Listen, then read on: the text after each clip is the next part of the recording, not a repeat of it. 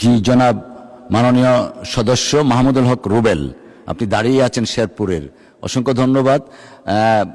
আমাদের chief whip মহোদয় বলেছেন 1 মিনিট, আমরা আরেকটু এক্সটেন্ড করলাম, 2 মিনিট যান আপনি।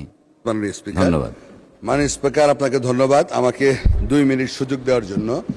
মাননীয় স্পিকার, আমি প্রথমে কৃতজ্ঞতা প্রকাশ করি মহান রাব্বুল আলামিনকে, যে উনি অনেক প্রতিকূলতার মধ্যে, অনেক আলোচনা সমালোচনার মধ্যে আমার এই নির্বাচনে জয়লাভ করার সুযোগ দিয়েছেন।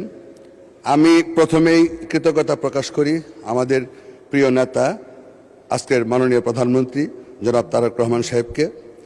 আমি কৃতজ্ঞতা জানাই আমার শেরপুর 3 আসন, এই শ্রীবর্দী ঝিনাইগাতির জনগণ তথা ভোটার ভাই বোনদেরকে, যারা আমাকে বিপুল ভোটের ব্যবধানে 4র্থবারের মতো এই সংসদে পাঠিয়েছেন।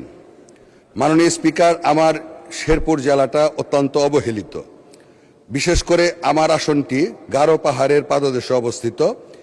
এই আসনটিতে অনেক সমস্যা, সবচেয়ে বড় সমস্যা হাতি মানুষের দ্বন্দ্ব, যোগাযোগ ব্যবস্থার সমস্যা, ধর্মীয় প্রতিষ্ঠান, শিক্ষার হার কম, স্বাস্থ্যসেবা নাই বললে চলে।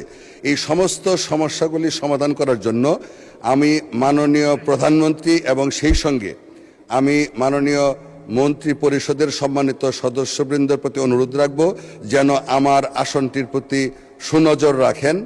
এই কথা বলে সকলকে ধন্যবাদ জানিয়ে, আবারও আমার এলাকার জনগণকে ধন্যবাদ জানিয়ে, অভিনন্দন জানিয়ে, কৃতজ্ঞতা প্রকাশ করে আমি আমার বক্তব্য শেষ করছি। আপনাকে ধন্যবাদ। আসসালামু আলাইকুম। ধন্যবাদ মাননীয় সদস্য। গারো পাহাড়ের পাদদেশে আমাদের কনস্টিটিউয়েন্সিটা, ওখানেও হাতির আক্রমণ হয়, টর্চ লাইট কিনে দিতে হয়েছে। তো আশা করছি আপনার এই বক্তব্য যেটা রেখেছেন মহান সংসদ সেটাকে অ্যাড্রেস করবে।